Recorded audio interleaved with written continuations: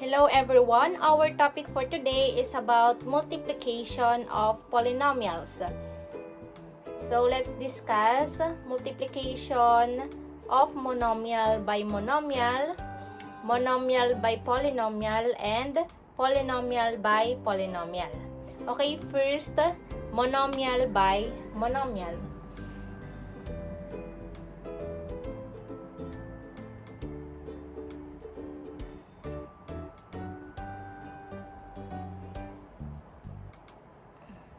So, pag sinabi nating monomial, iisang term. Okay, so let's have an example. For instance, we have 5x squared multiplied by 3x. Okay, so yung gagawin natin dyan, imumultiply muna natin yung mga constant or yung mga numbers. So, we have 5 times 3, it will give you 15. Then, yung mga variables naman, which is x squared times x. So, kapag minultiply natin ang mga variables, mag-a-add tayo ng exponent. So, ang exponent natin dyan ay 2. Tapos, ito, meron tayong exponent dito na 1. So, we have x, 2 plus 1 will give you 3. Okay, so our final answer is 15x raised to 3 or 15x cubed.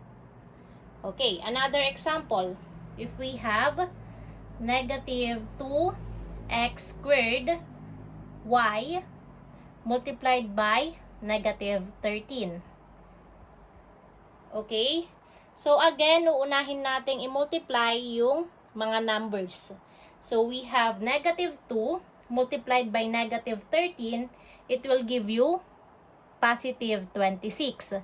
Then, yung mga variables naman. So, sa kabila, wala tayong nakikitang variables. So, ibig sabihin, kukopyahin lang natin yan. So, we have x squared y. Okay, so our final answer is 26x squared y. Okay, another example. If we have negative 6x cubed y squared multiplied by 9x y raised to 4.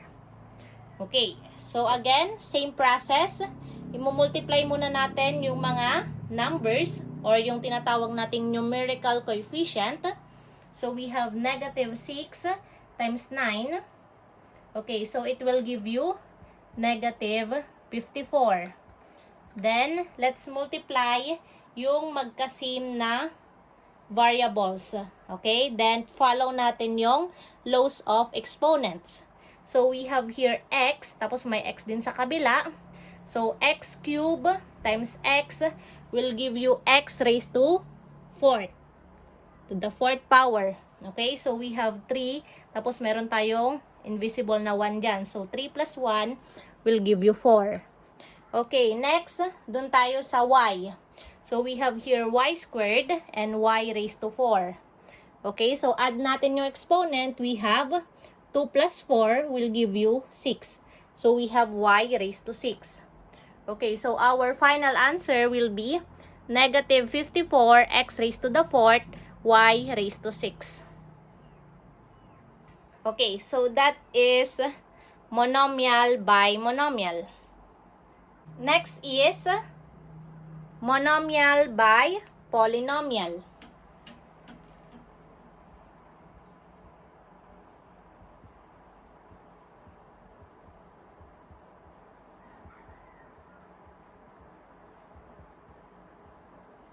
Okay, so let's have an example.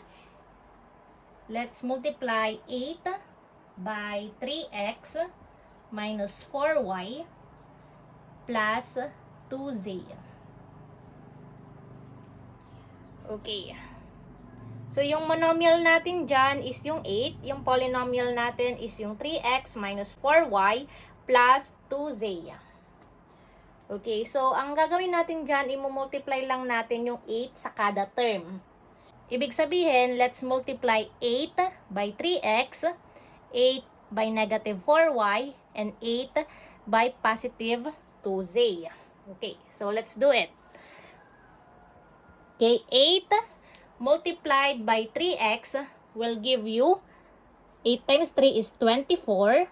Tapos, ilagay natin yung kasama niyang x.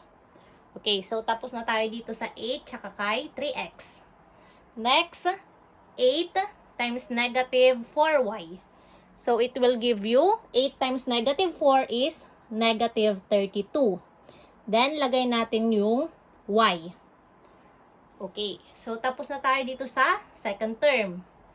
Next is 8 times 2z. So, 8 times 2 will give you positive 16. Then, add natin yung z. Okay, so our final answer is 24x minus 32y plus 16z. Okay, let's have another example. We have negative 2x raised to 3 multiplied by 6x raised to 3 minus 7x squared plus 4x minus 9. Okay.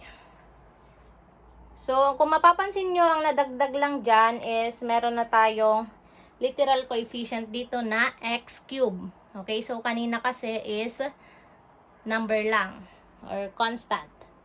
Okay, so let's multiply. Okay, so ganun din yung process na gagawin. I-multiply natin si negative 2x cube sa kada term dito sa ating polynomial. Okay, so let's multiply. Negative 2x cube multiplied by 6x cube. So, multiply muna natin yung number na negative 2 tsaka 6. So, it will give you negative 12. Okay? Then, x cube times x cube will give you x raised to 6. Okay? Mag-a-add tayo ng exponents. So, tapos na tayo dito sa unang term. Next, negative 2x cube multiplied by negative 7x squared. Okay, so multiply muna natin yung mga numbers. We have negative 2 times negative 7. It will give you positive 14. Then, x cube times x squared will give you x raised to 5. Add natin yung exponents. Okay, tapos na tayo dito sa second term. Next, negative 2x cube times positive 4x. So, negative 2 times 4, it will give you negative 8. Okay, then x cube times x will give you x raised to 4. So, we have 3 plus 1. Kaya meron tayong x raised to 4 doon. Then, lastly, we have negative 2x cube multiplied by negative 9. So, negative 2 times negative 9 will give you positive 18. Then, kopyahin natin si x cube kasi wala naman siyang parehas na imumultiply dito. Or wala naman tayong variable na imumultiply sa kanya. So, we have x raised to 3. Okay, so our final answer is negative 12x raised to 6 plus 14x raised to 5 minus 8x raised to 4 plus 18x raised to 3 or 18x cubed. Okay, so that is for monomial by polynomial. Okay, so our next topic is multiplying polynomial by another polynomial. So, polynomial by polynomial.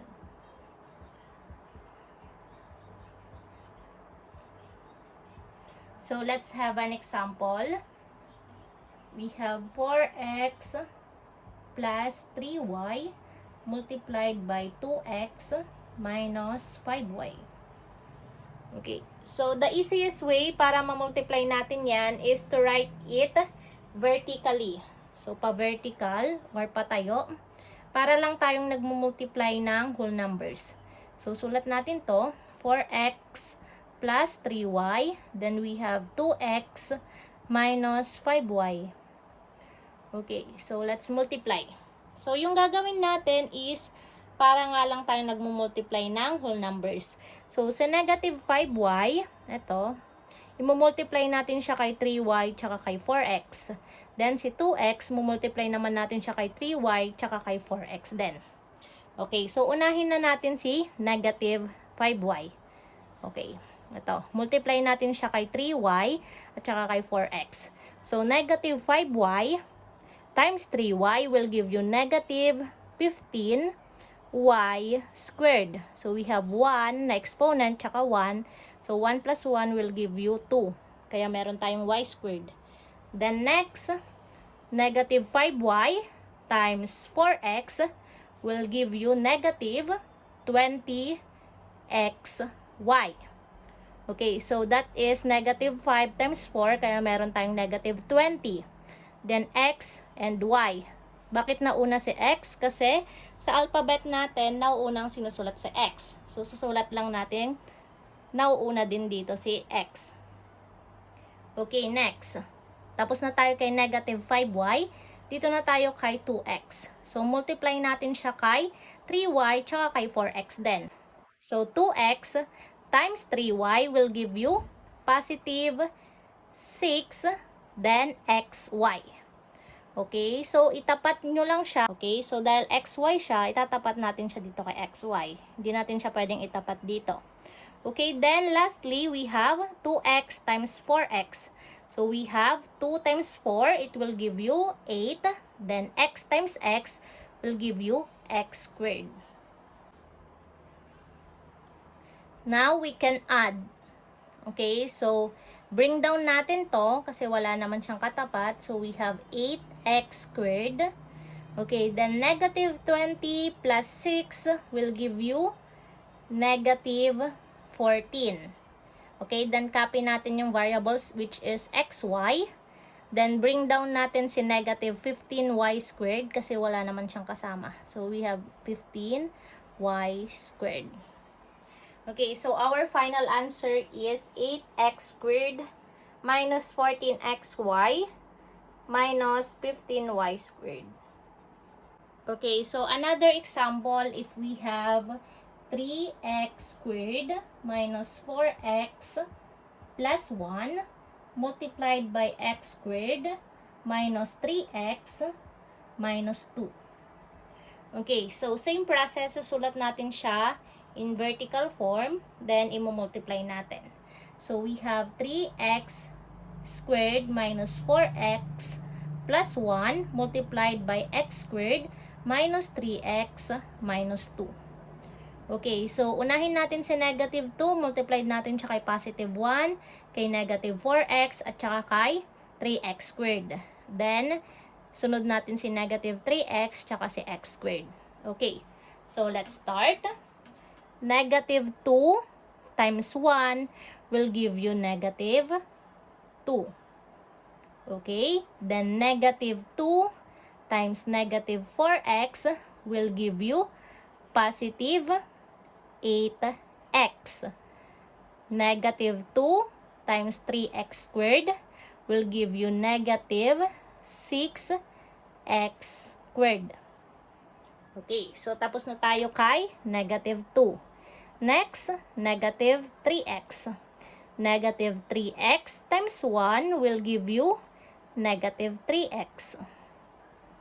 Negative 3x times negative 4x will give you positive 12x squared. Okay, negative 3x times 3x squared will give you negative 9x cubed. Okay, so 2 plus 1, kaya meron tayong cube doon. Okay, lastly, we have x squared. X squared times 1 will give you x squared, positive x squared. Next, x squared times negative 4x will give you negative 4x cube. Okay, then lastly, x squared times 3x squared will give you 3x raised to the 4th power. Okay, so 4th power because we have 2 plus 2.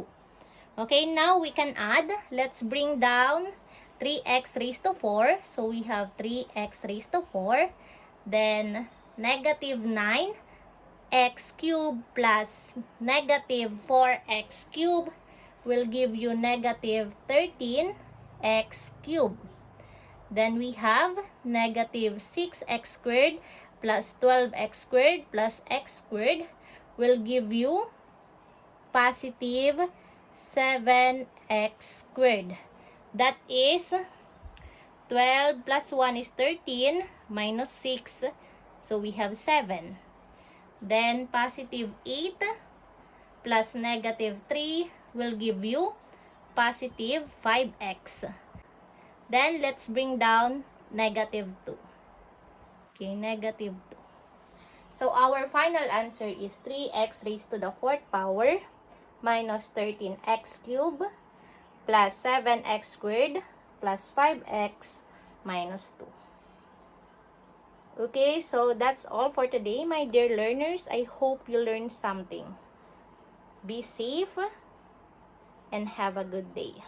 Bye!